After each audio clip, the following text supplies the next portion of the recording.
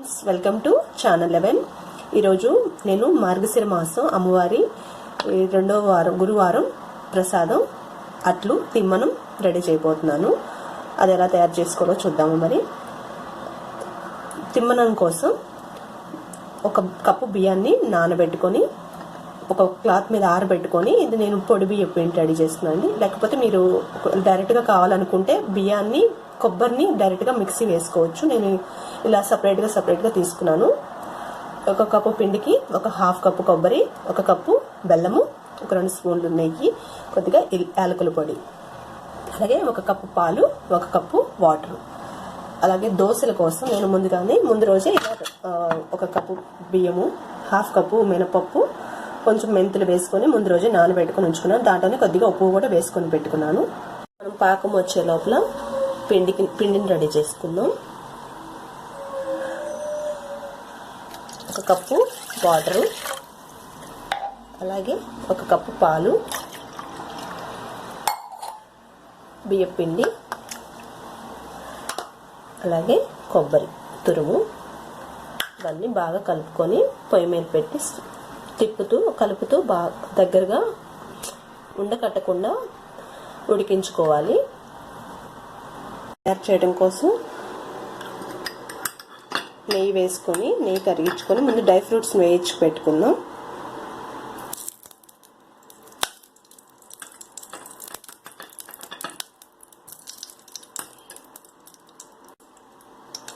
మీకు నచ్చిన dry fruits వేసుకోవచ్చు. నేను కాజు, బాదం, వాల్నట్స్ వేసుకున్నాను. కొంచెం దోరగా వేయించిన తర్వాత పక్కన తీసి పెట్టుకుందాం బౌల్లో. ఫ్రూట్స్ను వేయించి పక్కన పెట్టుకున్నాను. ఇప్పుడు అదే పాన్లో ఒక కప్పు బెల్లం వేసుకొని బెల్లం పాకం రెడీ చేసుకుందాం. కొద్దిగా వాటర్ వేసుకొని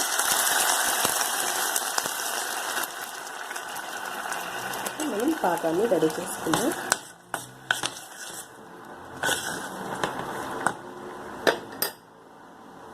తీగ పాకం వస్తే సరిపోతుందండి, మరి ఎక్కువ పాకం అవసరం లేదు. పాకం కూడా రెడీ అయిందండి. దీంట్లో కొద్దిగా యాలకుల పొడి వేసుకుందాం.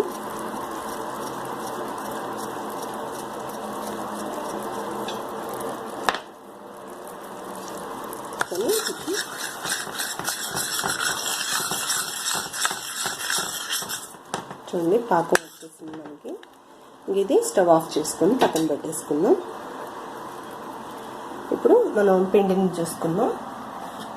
పిండి మనం ఏ విధంగా కలుపుకున్నాం కదా, ఇప్పుడు స్లో ఫ్లేమ్లో పెట్టుకొని దగ్గర అయ్యే వరకు ఉడికించుకోవాలి.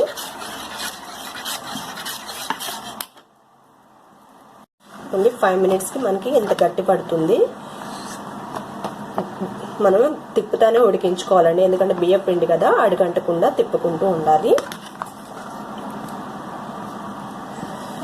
ఈ విధంగా మనకి 5 మినిట్స్కి దగ్గరికి ఉడికిపోతుంది. ఇప్పుడు స్టవ్ ఆఫ్ చేసుకోవచ్చు. మనం ఇంకా వేడికి సరిపోతుంది. నాకు కావాలంటే మీరు ఇంకా లో ఫ్లేమ్లో కూడా ఉంచుకోవచ్చు.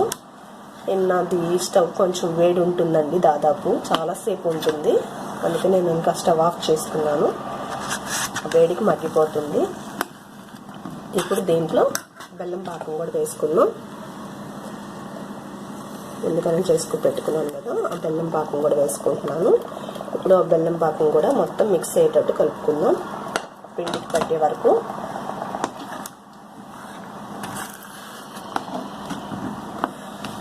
బాగా మిక్స్ చేసుకుందాం. తర్వాత ముందుగానే నెయ్యిలో వేయించుకున్న నెయ్యితో పాటు వేసుకోండి డ్రై ఫ్రూట్స్. ఇంకా కొంచెం నెయ్యి కావాలంటే కూడా వేసుకోవచ్చు, మీకు నచ్చింది. కావాలంటే పైన కొంచెం ఇది కూడా కొబ్బరి తురుము కూడా వేసుకోవచ్చు. అంతే అండి, తిమ్మనం రెడీ అయిపోయింది. మనకి ఎంతో పాతకాలం నాటి వంట ఇది, అమ్మమ్మల కాలం నాటి వంట ఇది. ఇప్పుడు దోశలు రెడీ చేసుకుందాం. నెక్స్ట్ దోశ వేసుకుందాం. కొద్దిగా పిండిలో వాటర్ వేసుకొని కలుపుకున్నాను. మామూలు దోశల కంటే కూడా కొంచెం మందంగా వేసుకుంటే సరిపోతుంది ఈ దోశ. అలాగే కొద్దిగా నెయ్యితో కాల్చుకుంటే, అమ్మవారికి కాబట్టి నెయ్యితో కాల్చుతున్నాను.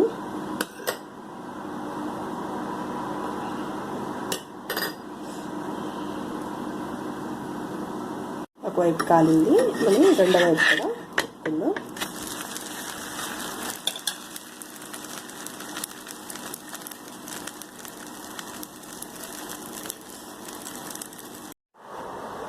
మార్గశిర మాసం అమ్మవారి ప్రసాదం రెడీ అయిపోయిందండి.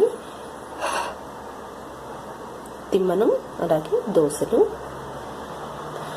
మీకు ఈ రెసిపీ నచ్చింది అనుకుంటున్నాను. నచ్చితే కనుక మీకు ఎలా కుదిరిందో కామెంట్ రూపంలో తెలియచేయండి. అలాగే మీకు మీ ఫ్రెండ్స్కి ఎవరికైనా తెలియని వాళ్ళకి షేర్ చేయండి. Thank you for watching. Bye. Have a good day.